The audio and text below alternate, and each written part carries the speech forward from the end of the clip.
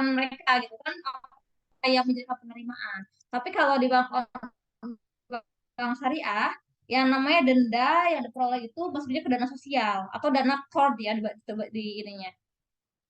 Nah, karena di bank syariah itu ada pengelolaan dana sosial, ya penggunaannya untuk kepentingan umum misalnya. Atau misalkan kalau kalian ada yang tinggal Jakarta Pusat gitu ya, ada kalian tahu kan Bank Syariah Mandiri yang seberangnya Bank Indonesia ya, di Tamrin.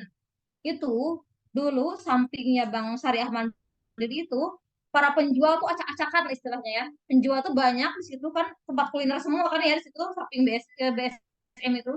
Nah, di situ awalnya acak-acakan. Kemudian dari dana sosial BSM tersebut dengan Tamrin itu mereka gunakan untuk merapihkan pertokoan kuliner tadi. Jadi sekarang kalau kalian main ke Tamrin Jakarta Pusat, kalau kalian main ke seberang Bank Indonesia ada Bank Syariah Mandiri Pusat, kemudian sampingnya itu ada jajanan kuliner, sekarang rapi semua. Rapi, kemudian nyaman. Saya juga pernah ke sana. Nah, itu salah satunya didanai oleh dana sosial dari Bank Syariah Mandiri. Dulu saat ada Bank Syariah Mandiri ya. Tapi sekarang kan udah merger ya. Udah merger tiga bank BUMN, yaitu Bank Syariah Mandiri, kemudian Bank BRI Syariah, dan BNI Syariah. Gitu ya. Oke. Kemudian selanjutnya saya akan coba presentasi ya. Boleh aja ya, saling diskusi aja, barangkali ada Bu, yang ditanyakan. Bu, mau nanya Bu. Ya, Saya silakan. masih Kenapa, Reza? kurang paham Bu sama sistem bunga atau keuntungan dari bank syariah. Perbedaannya di mana ya Bu? Contohnya. Baik, terima kasih ya, Reza. Sebenarnya yang namanya bank syariah sama-sama lembaga keuangan. Tentunya yang namanya lembaga keuangan tentu ada profit orientednya ada gitu ya. Tentu dia ada tujuan untuk mendapatkan keuntungan sama dengan bank konvensional. Hanya apa yang membedakan? Salah satu unsur utama yang membedakan itu adalah penggunaan prinsip pengambilan keuntungannya tadi gitu ya. Misalnya dari transaksi keuangan gitu ya, transaksi keuangan misalnya kalau di bank konvensional pengambilan keuntungan dari pinjaman itu kan mereka menggunakan kredit ya, menggunakan suku bunga. Nah, maka kalau di bank syariah pembiayaan yang diberikan oleh bank syariah itu sama-sama mengambil keuntungan, tapi dengan sistemnya bagi hasil. Berarti kan itu terlihat bahwa ada perbedaan sistem, padahal sama-sama mengambil keuntungan gitu ya. Itu pertama. Kemudian yang kedua, misalkan dari segi apa namanya produk-produknya gitu ya. Kalau misalkan di bank konvensional kan semua produk boleh saja dibiayai apapun gitu ya. Tapi kalau bank syariah karena mereka memiliki DPS gitu ya, Dewan Pengawas Syariah, jadi mereka itu hanya dibatasi untuk usaha-usaha yang memang halal gitu ya, seperti itu.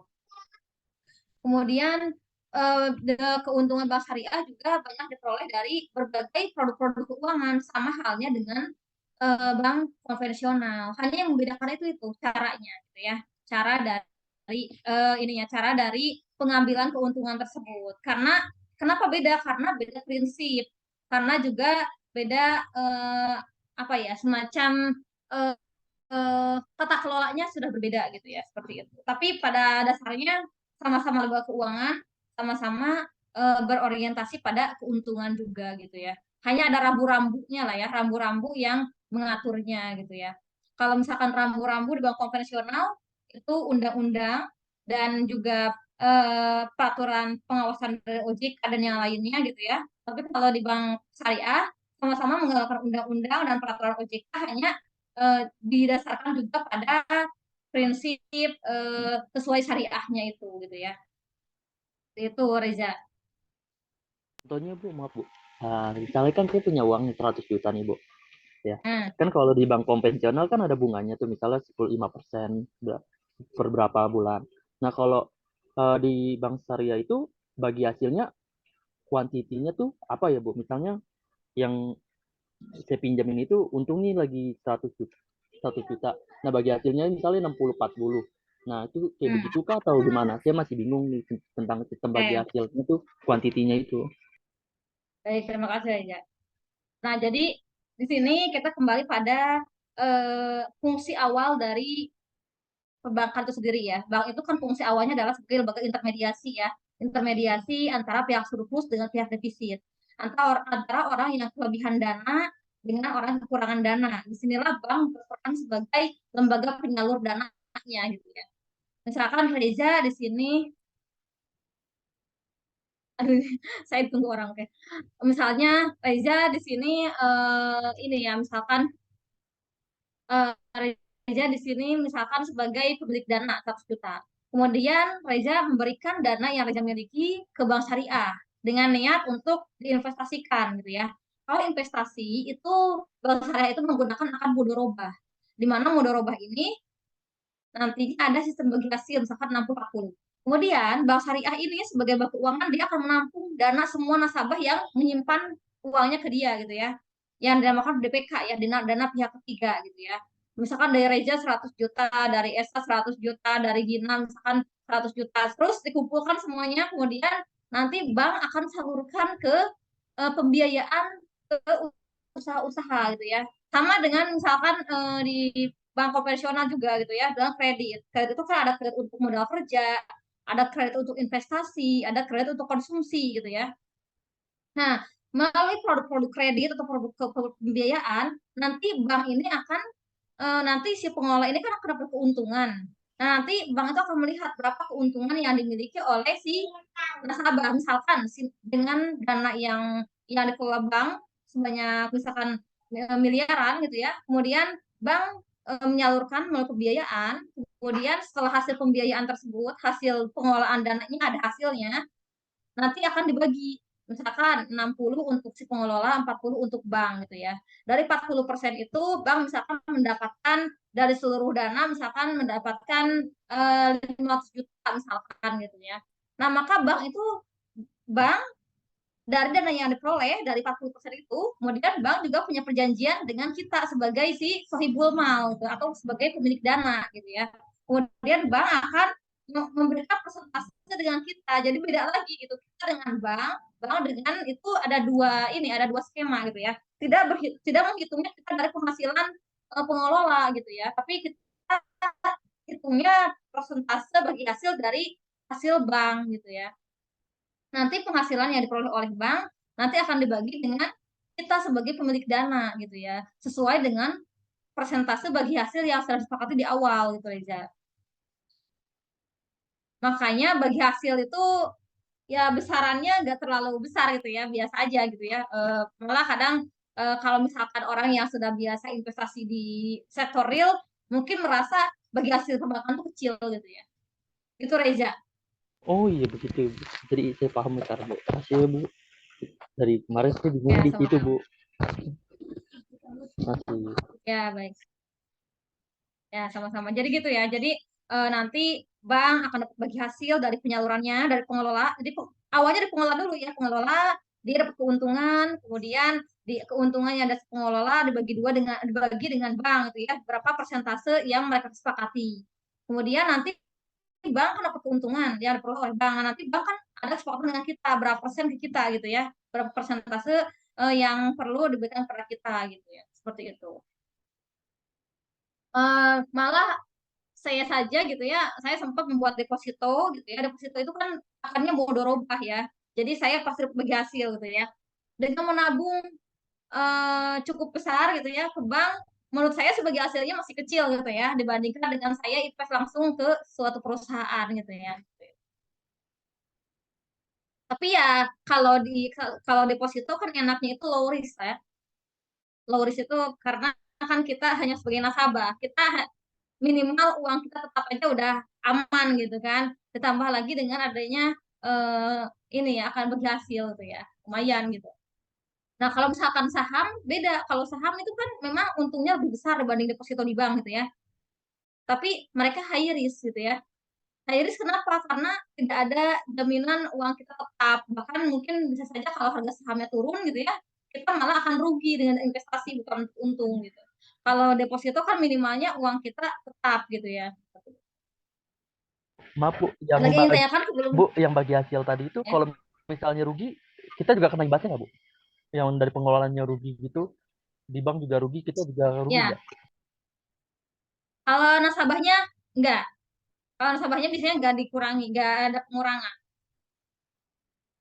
Oke, paham Bu, Jadi makasih. biasanya kalau untuk ya, Makanya biasanya orang kalau misalkan mau yang invest, yang aman gitu ya, biasanya lebih enaknya deposito gitu ya. Karena deposito itu low risk ya.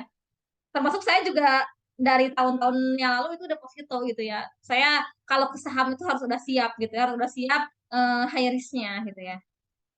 Tapi kalau misalkan orang-orang yang udah pintar main saham sih enak. Silakan Yunus.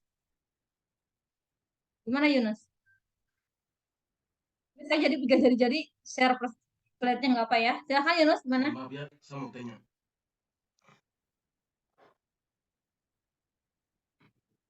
Kalau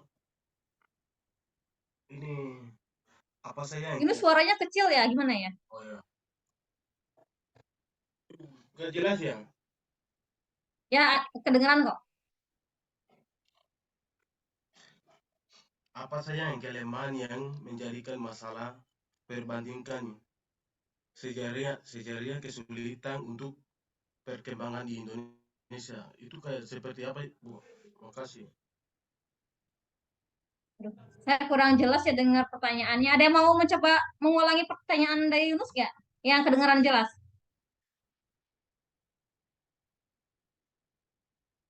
Gimana Contohnya, Yunus? Maaf Yunus. Ibu kurang kedengaran jelas pertanyaannya. Suaranya agak kecil. ulang ya, Bu. Ya, gimana? Kelemahan yang, kelemahan yang menjadi masalah perbandingkan sejarah kesulitan untuk perkembangan di Indonesia itu kayak seperti bagaimana ya? Oke, baik. Terima kasih Yunus. Pertanyaannya bagus. Ya, sudah Oh, terdengar. Jadi, yang Yunus maksud itu, kenapa bank syariah di Indonesia ini agak sulit untuk berkembang itu Yunus ya? iya benar, Bu. Ya, baik. Kenapa bank syariah di Indonesia ini agak sulit berkembang? Memang ya, di Indonesia ini termasuknya lambat ya perkembangannya. Sebentar.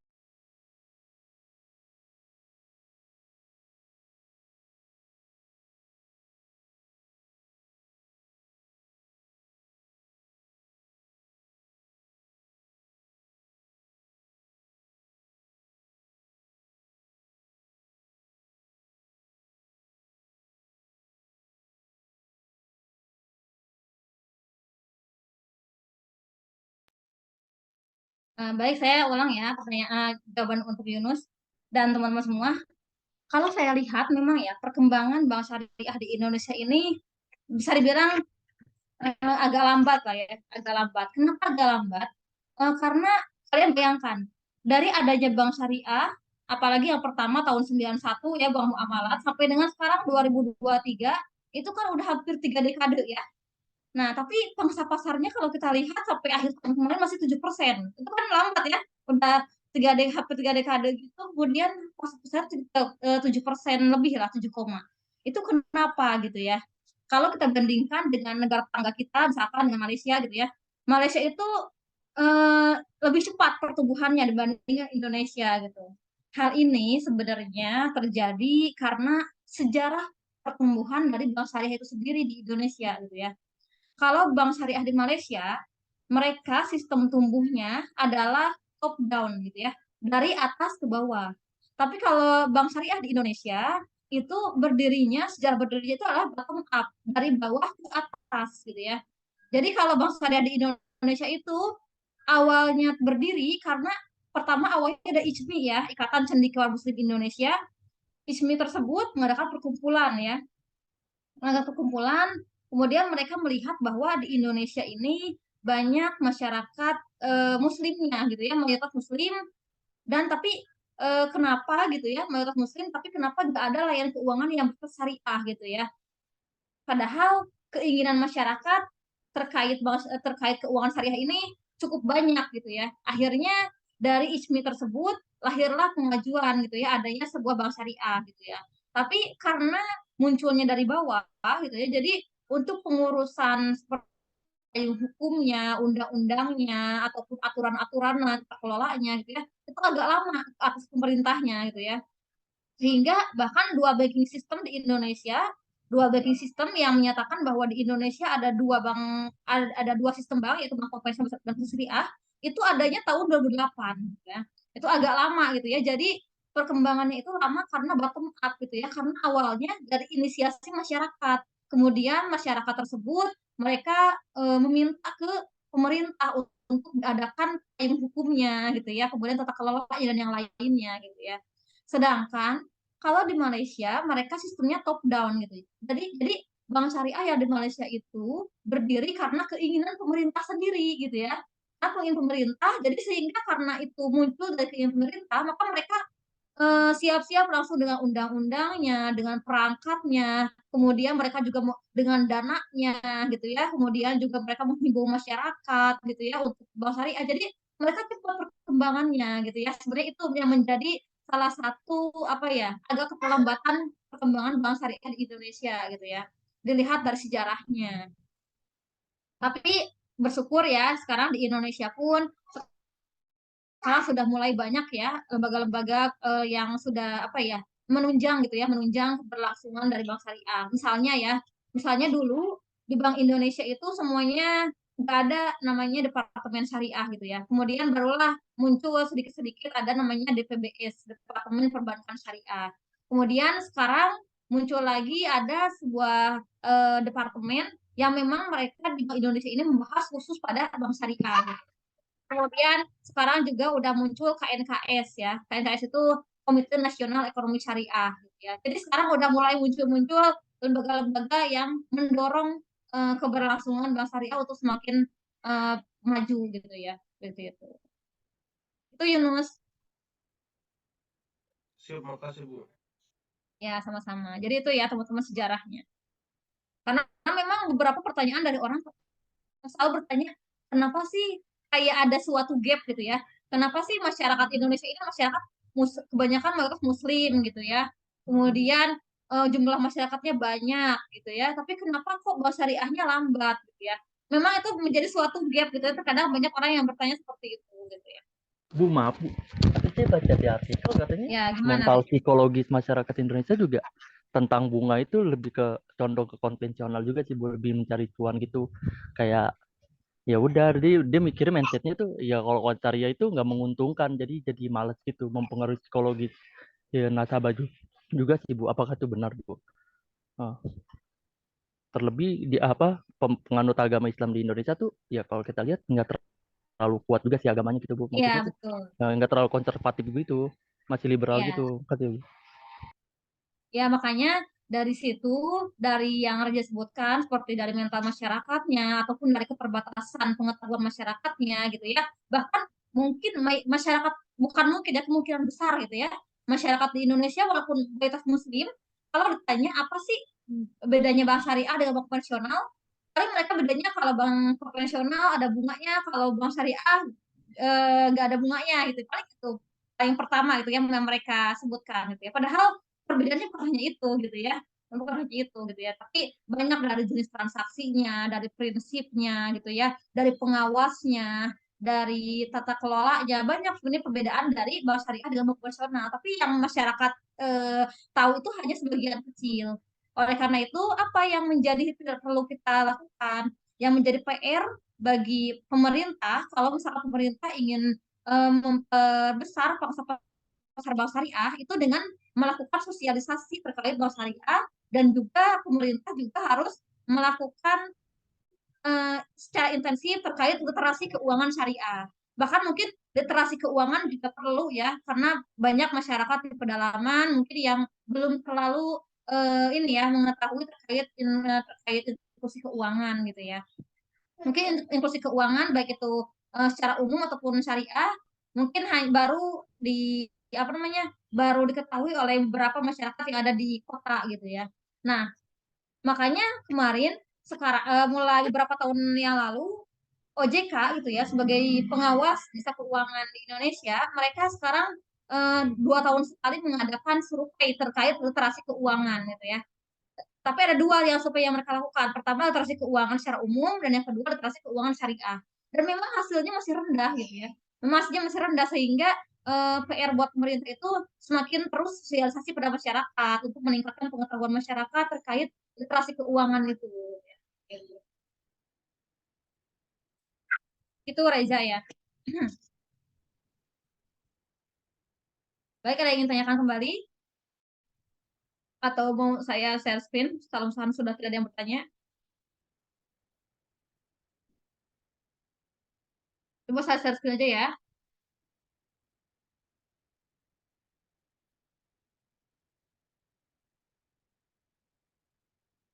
Oh, Bu, saya bukan hostnya, ini masih disable nih. Hostnya siapa ya? Hostnya Firdaus Apriliana. April. Oke.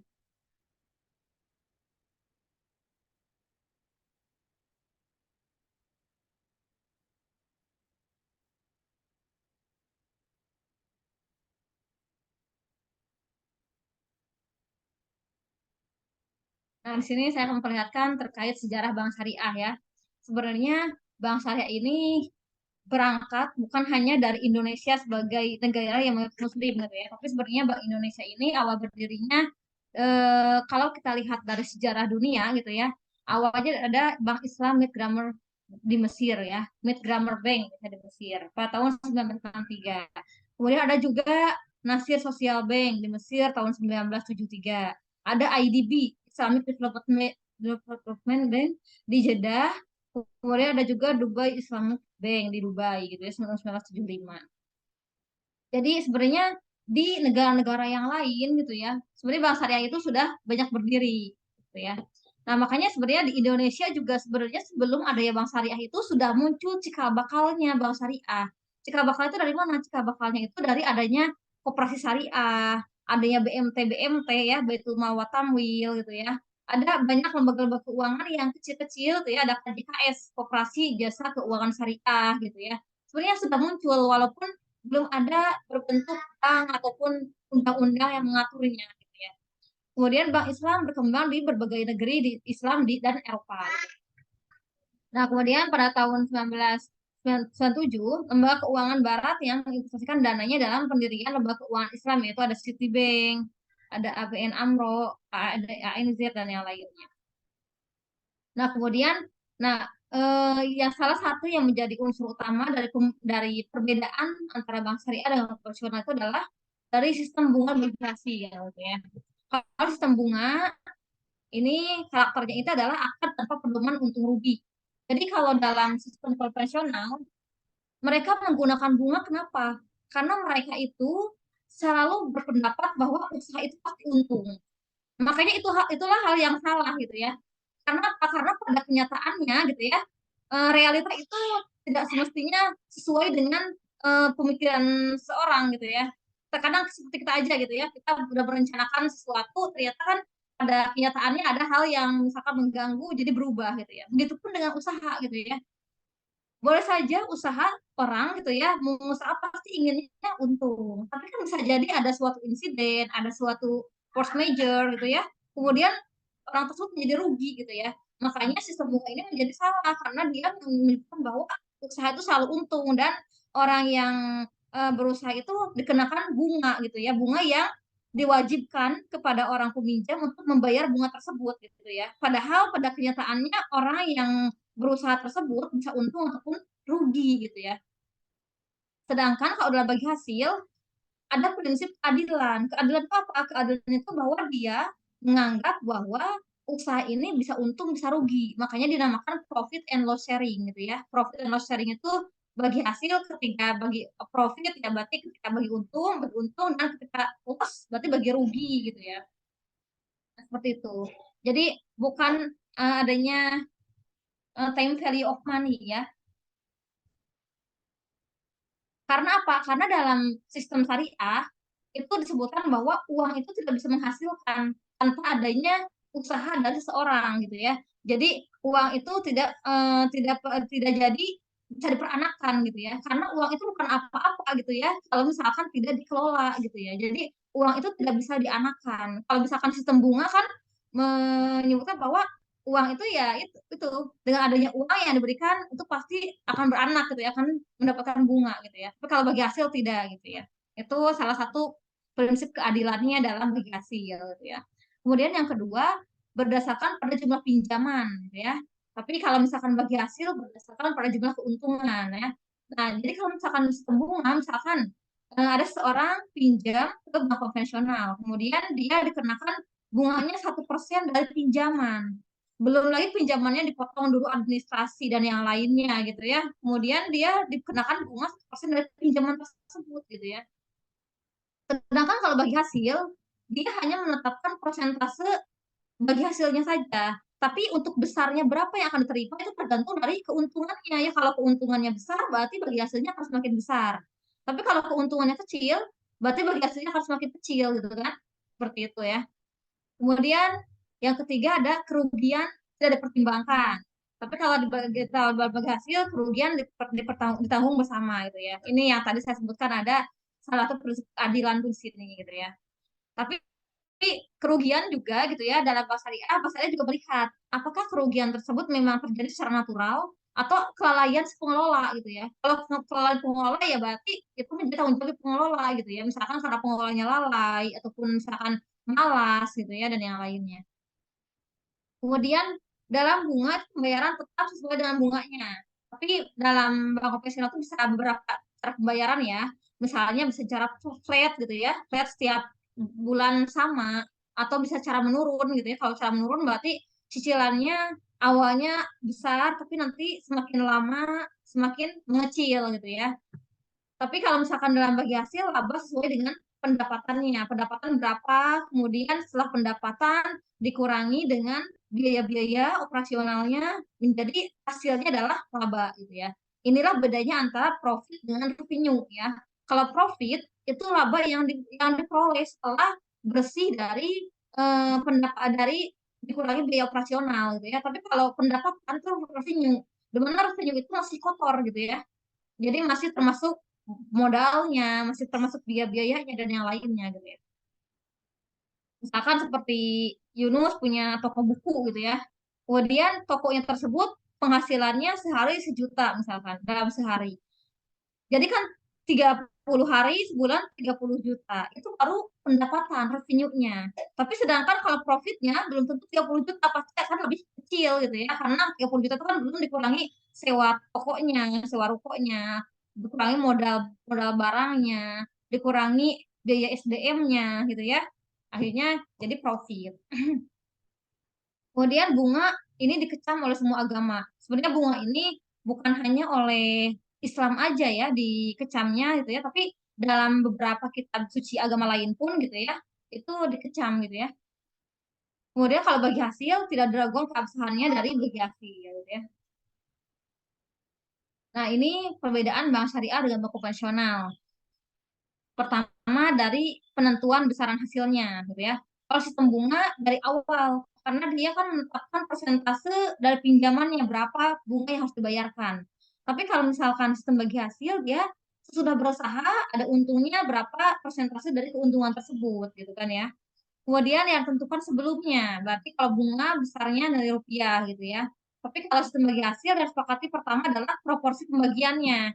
Apakah 50 gitu ya, atau 40-60, atau 35-65, dan yang lainnya gitu ya. Bagaimana jika ada kerugian gitu ya? Kerugian kalau dalam sistem bunga itu ditanggung oleh nasabah aja. Jadi bank itu dia hubungannya itu kreditur debitur gitu ya. Di mana ketika kreditur debitur si bank ini tidak mau tahu gitu bagaimana kondisi dari peminjam. Tapi kalau dalam sistem bagi hasil ditanggung oleh kedua belah pihak gitu ya, baik itu nasabahnya yang meminjamnya ataupun lembaga lembaga yang meminjamkannya. Tapi kalau misalkan gitu ya, misalkan ada dua orang, bukan lembaga, misalkan dua orang yang saling kerjasama mudorobah ya. Mudorobah itu kan dananya itu adalah 100% dari pemilik modal, dan yang satu orang lagi adalah pengelolanya, murni pengelola gitu ya. Berarti kalau misalkan terjadi kerugian, kira-kira tanggung kedua belah pihak nggak? Coba, ada yang tahu nggak? Kalau sistemnya mudorobah, jadi dananya 100% dari si pengelola pemilik dana.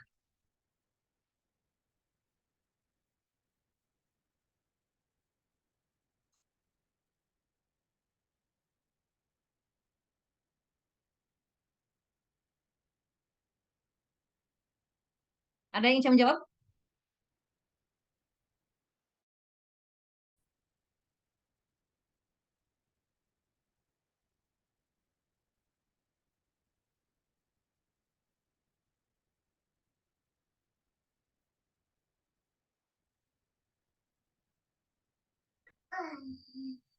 Coba, coba Ical. Ical hadir? Hadir, Bu. Oke. Ical, Ya, kalau Bu. misalkan ada dua orang yang kerjasama dengan akan mudharabah, yang satu berarti kan kalau mudharabah itu, yang satu akadnya pemilik dana atau sohibul malnya, dia punya uang 100% dari dia, yang satu lagi pengelolanya. Kalau misalkan terjadi kerugian gimana, Ical? Berarti ditanggung berdua atau gimana? Kalau menurut saya, karena itu yang mengasih modal itu 100%, tapi kan itu udah kerjasama ya, Bu ya? Iya, kerjasama. Iya, jadi tetap ditanggung berdua gitu, Bu, walaupun si apa namanya, pihak pertama itu ngasih 100% modalnya, yang pihak kedua cuma sebagai penerima, tapi resikonya tetap ditanggung berdua gitu, Bu. Jadi pengelolanya gak bakal rugi dong. Kan masa 100% dari orang pertama. Iya, maksud saya kan 100% dari orang pertama, pengelolanya tinggal tinggal terima modal doang kan, Bu, maksud saya gitu. Iya, jadi kerugian kalau kalau misalkan terjadi kerugian, kalau pemilik modal jelas uangnya hilang gitu ya. Mhm. Kalau Kalau pengelola gimana? ruginya itu ya kayak kehilangan kepercayaan dari si pemilik modalnya itu, Bu. Oke, baik Ica, terima kasih. Ada Ya, lagi Bu. yang jawab yang lain selain hilangnya kepercayaan? Saya Ibu izin menjawab menambahin Ya, tadi silakan. dari Ical. Kalau misalkan banknya itu bakalan ruginya itu dari sistem bagi hasilnya. Dia proporsionalnya berapa, jadi nanti dia yang akan menanggung ruginya gitu. Oke, terima kasih.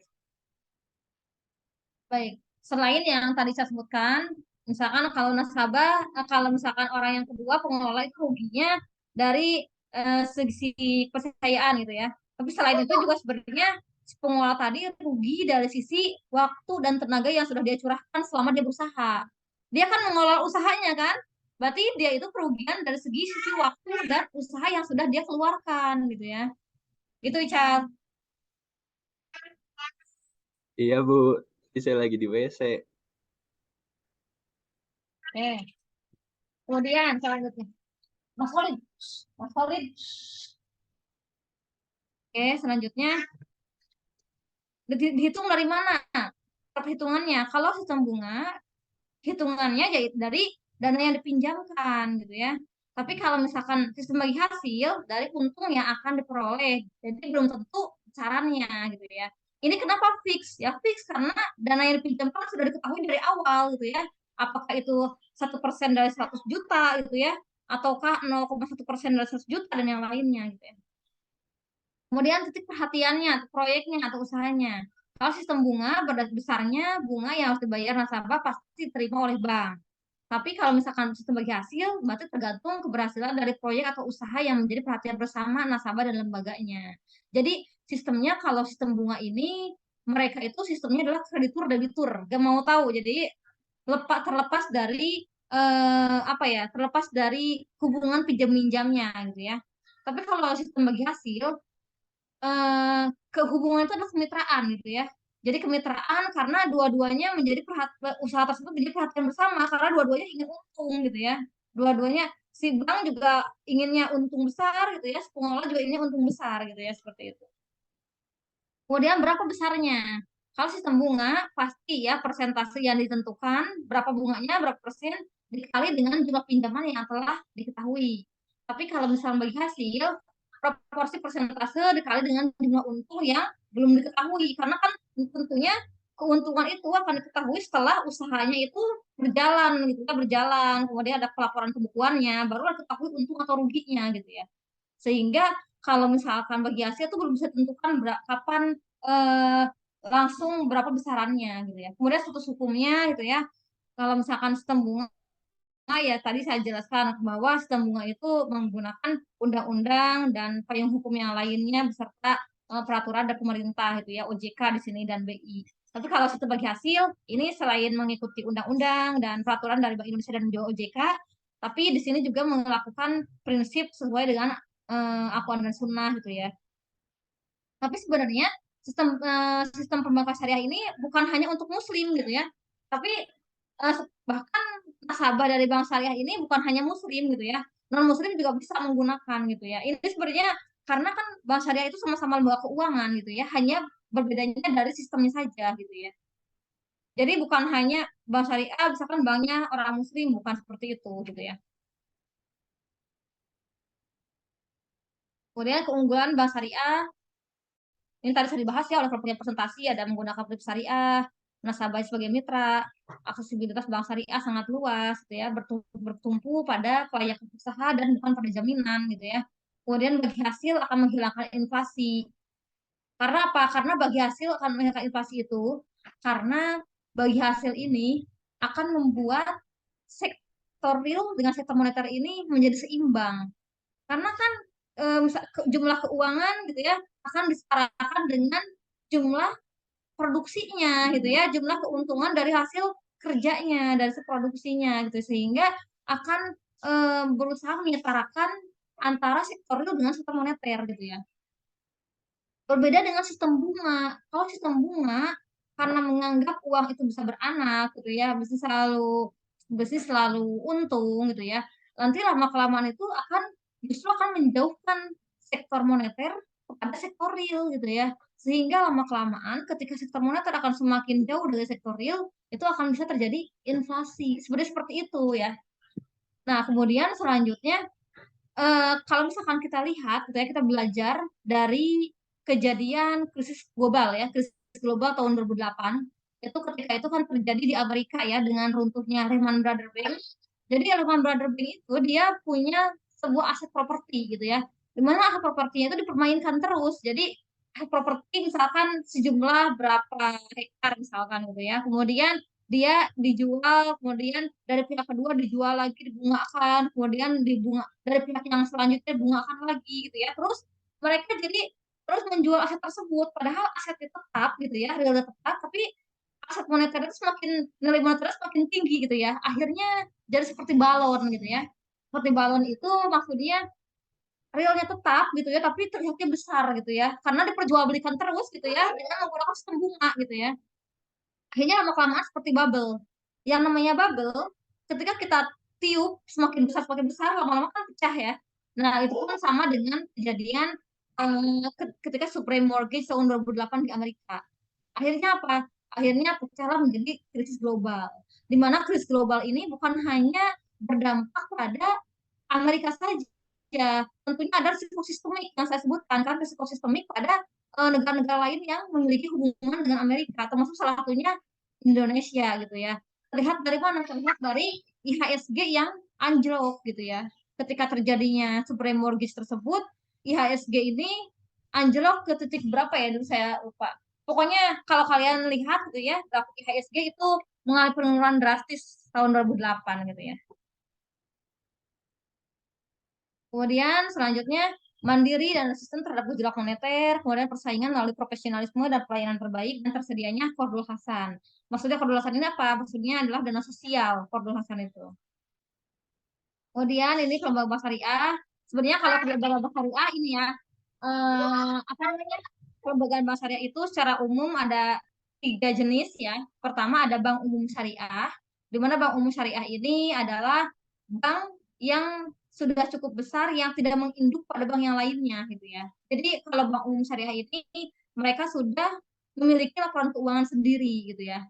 Contohnya apa? Misalkan seperti Bank Mandiri Syariah gitu ya. Kemudian kalau sekarang BSI ya, Bank Syariah Indonesia, ataupun misalkan Bukopin Syariah gitu ya, dan yang lainnya. Itu adalah contoh bank umum syariah. Jadi bank yang sudah terpisah dari induknya gitu ya, tidak sudah punya laporan keuangan sendiri. Kemudian yang kedua ada unit usaha syariah (UUS), di mana UUS ini adalah anak usaha dari sebuah bank yang konvensional yang mengadakan unit syariah gitu ya. Misalnya apa?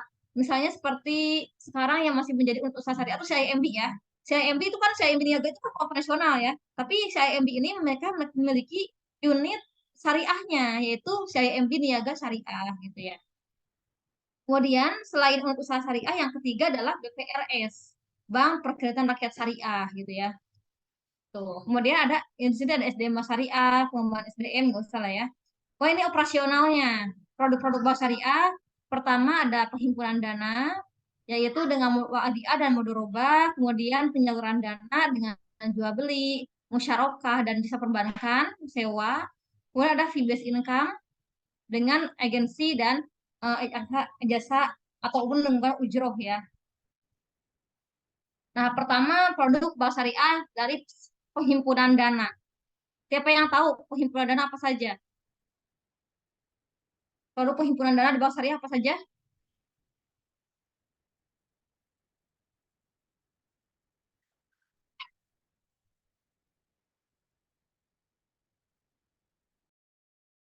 Deposito bisa nggak, Bu? Deposito betul Gezia. Apalagi silakan yang lainnya. Tabungan dengan akad wadiah, Bu. Iya, kalau dia apa? Elvina. Produknya apa? Produknya apa? Tabungan, Bu. Tabungan, betul. Tadi deposito, betul. Tabungan, betul. Apa lagi? Giro, Bu. Giro, ya betul. Itu adalah jenis-jenis produk simpanan di perbankan. Tapi bukan semuanya wadiah ya. Jadi akan dalam simpanan di bank syariah itu ada wadiah, ada mudharabah ya. Jadi misalkan ketika Gezia ke bank syariah, kemudian Gezia bilang ke apa namanya ke CS-nya bahwa Gezia akan membuat rekening bank syariah gitu ya. Maka Gezia pasti akan tanya, rekening yang akan dibuat ini menggunakan sistem wadiah atau menggunakan akad wadiah atau akad mudharabah gitu ya. Kalau akad wadiah nanti akannya seperti titipan gitu ya. Tapi kalau akan mudharabah itu investasi. Jadi kalau akan mudharabah yang kita pilih, kita akan mendapatkan bagi hasil.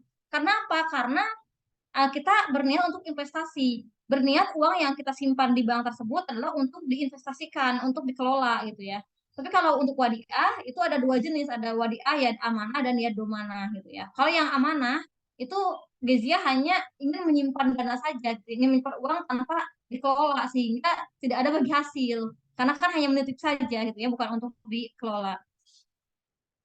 Nah, baik saya jelaskan satu-satu. Wadiah akad di mana dana atau harta menyimpan uang ataupun barang untuk dijaga oleh bank. Kemudian bank meminta izin menggunakan dana, kemudian segala keuntungan dan risiko penggunaan dana ditanggung oleh pihak bank. Bank dapat memberikan bonus kepada pemilik dana tanpa perjanjian di muka dan pemilik dana bebas mengambil dana tanpa waktu yang ditentukan. Ya, sebagaimana tabungan ya, tabungan misalkan mau diambil kapanpun bisa. Gitu ya. Kemudian ada lagi yang kedua akan mudharabah. Kalau mudharabah adalah menyimpan dana dengan tujuan untuk pembiayaan mudharabah ataupun ijaroh. Nah, kemudian sekarang penyaluran kreditnya. Sekarang kita akan membahas bagaimana produk dari bank syariah itu sendiri sebagai lembaga keuangan dalam menyalurkan uang yang mereka kelola gitu ya. Pertama ada mudharabah. Mudharabah itu adalah suatu akad kerjasama antara dua pihak, di mana pihak pertama yaitu sahibul mal menyediakan modal 100%, sedangkan pihak lainnya atau pemudorib menjadi pengelola dengan pembagian keuntungan yang diperoleh dari pengelolaan dibagi untuk menurut kesepakatan yang sama gitu ya antara si pengelola dengan mudorib. Pada intinya mudharabah itu adalah dananya 100% dari pihak yang memiliki dana dan pihak yang lain itu hanya sebagai pengelola gitu ya. Pembiayaan mudharabah bisa digunakan untuk pembiayaan modal kerja. Misalnya nih, kredit modal kerja kan ada ya kalau di bank konvensional. Nah, di bank syariah juga ada pembiayaan modal kerja. Guna menghindari perselisihan antar bank dan nasabah, bagi hasil ditentukan atas pendapatan atau revenue sharing berdasarkan nisbah tertentu yang sudah disepakati keduanya. Nah, supaya kalau misalkan berdasarkan pendapatan kan nantinya eh, lebih aman gitu ya. Lebih aman kenapa? Karena tidak ada perselisihan antara si nasabah dengan bank. Khawatirnya kalau berdasarkan profitnya misalkan ya, nanti si nasabah itu memasukkan segala apa segala biayanya sehingga akhirnya kecil gitu ya. Akhirnya sangat kecil gitu ya bagi sehingga bank ini misalkan jadi ada perselisihan antara bank dengan nasabah tersebut gitu ya. Makanya diambil dari revenue sharing. Kemudian ada salam. Salam itu tadi saya dijelaskan ya, bahwa bentuk jual beli dengan pembayaran di muka dan penyerahan barang di kemudian hari. Dengan harga, spesifikasi, jumlah, kualitas, tanggal, dan tempat penyerahan yang jelas serta sepakati sebelumnya dalam perjanjian. Contohnya ini boleh kalian baca nanti ya.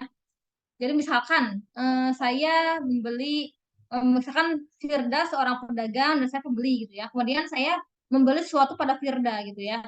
Kemudian saya berikan uangnya terlebih dahulu gitu ya. Misalkan nggak apa nanti barangnya misalkan diberikan sebulan kemudian gitu ya. Itu boleh saja, itu namanya kad salam.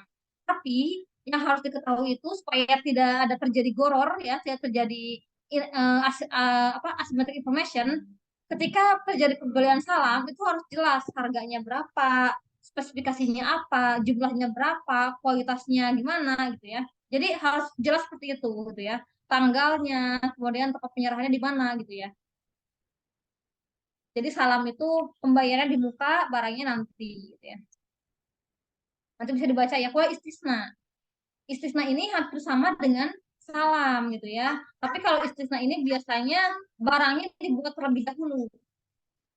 Jadi sama-sama pesan gitu ya, akan jual beli pesanan antara pihak produsen, pengrajin, penerima pesanan dengan pemesan atau mustasni untuk membuat suatu produk barang dengan spesifikasi tertentu di mana bahan baku dan biaya produksi menjadi tanggung jawab dari pihak produsen. Sedangkan sistem pembayaran dilakukan di muka, tengah ataupun akhir. Jadi misalkan ya, misalkan ada saya menyuruh pada developer A gitu ya untuk membuatkan rumah gitu ya. Kemudian saya sebutkan pembayarannya cicil, misalkan progres pembuatan rumah sudah setengah jadi, saya berikan 30% gitu ya. Kemudian progres rumah sudah kelihatan bentuknya, misalkan udah hampir jadi, saya berikan 50%-nya lagi. Kemudian setelah rumah jadi, saya berikan 20% lagi gitu ya. Jadi 100% bisa cicil, itu bisa gitu ya. Ada yuk sewa atau ijaroh ya bahasanya. Terus sewa murni atau sewa dengan penyerahan barang di akhir masa sewa. Itu leasing ya misalkan. Kemudian bagi hasil. Kalau bagi hasil ini dalam kan musyarakah dan mudorobah. Dimana kalau musyarakah itu pembiayaan antara kerjasama antara pemilik dana dan pengelola dana.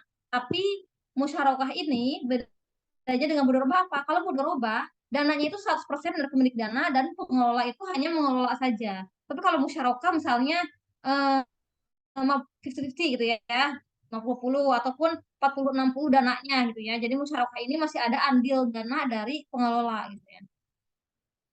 Kemudian ada juga akad-akad pelengkap lainnya seperti hawalah, pemindahan utang, ada rohen gitu ya, menahan harta atau gadai, atau ada kord gitu ya, meminjam atau mengharap imbalan, atau dana sosial ya, atau wakalah, pemberian kuasa seperti LC ya, letter of credit.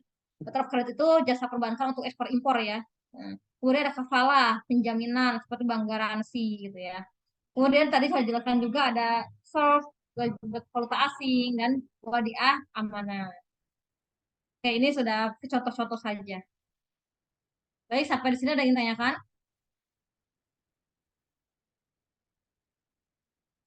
Gak kerasa udah setengah 11 ya? Setengah 11 lewat 8 malah. Belum satu ada yang tanyakan terlebih dahulu atau cukup? Ibu, saya izin bertanya, Bu. Ya, silakan. Tapi saya bertanyanya ini ya, Bu, kayak contoh kasus gitu, Bu. Ya, Jadi, silakan. kebetulan saya ini kan ikut di salah satu organisasi BMT ya, Bu, Baitul Mal Tamwil. Nah, di situ kan kayak sistemnya tuh kayak apa mengelola pembiayaan gitu ya, Bu. Nah, ada satu proker itu kan kita itu mengadakan pembiayaan. Pembiayaan yang orang misalkan kayak orang tuh butuh dana terus bisa mengajukan pembiayaan ke kita. Nah, tapi di situ tuh ada takzirnya gitu, Bu. Kalau misalkan si nasabahnya ini mengalami keterlambatan membayar. Nah, tapi Ya.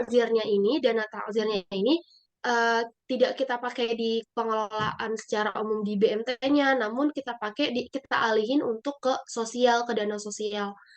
Nah, kalau kayak gitu itu boleh, Bu. Ya, itu sama dengan bank syariah. Oh, Bank Syariah juga gitu ya, Bu? Iya, bank syariah juga tadi tadi kan disebutkan oleh kelompok kelas A bahwa bank syariah tidak ada denda. Saya tadi Heeh. tadi saya klarifikasi bahwa bank syariah itu saya bilang ada denda gitu. Hanya denda itu diperuntukkan pada pengelola yang mengalami kegagalan karena kelalaiannya.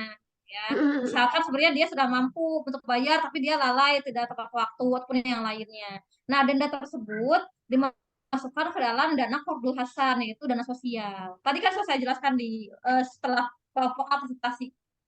Oh, mungkin tadi saya nggak ngeh kali ya, Bu. Nah, iya Oke, gitu Bu, ya. makasih Berarti ya, Bu, itu betul penjelasan. apa namanya BMT-nya. BMT kampus Iya, bukan? iya BMT kamu. Ya.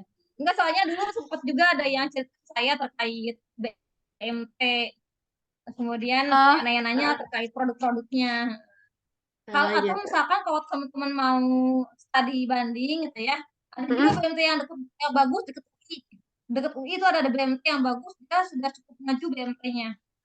Oh, BMT di dekat UI, Bu. Apa tuh? BMT apa, Bu? Deket UI apa ya? Pokoknya pas turunan mau ke UI itu apa ya? Saya pernah ke sana waktu dulu saya kan kebetulan waktu jadi asisten peneliti di Bank Indonesia, saya membuat Mm-mm. penelitian tentang BMT, tentang koperasi jasa keuangan syariah, Mm-mm. lembaga-lembaga yang kecil-kecil. Nah, termasuk itu salah satu yang kita jadikan contoh gitu karena sudah cukup bagus asetnya, perkembangannya gitu. Apa ya saya lupa namanya itu. Pokoknya Oke, dekat oke, UI oke. itu. Baik, Bu. Terima kasih, Bu, rekomendasinya. Nanti saya Nah, bilangin ke sama-sama. anak-anak yang lain. Oke. Iya. Baik, ada lagi yang ditanyakan atau cukup? Waktunya sudah mau habis.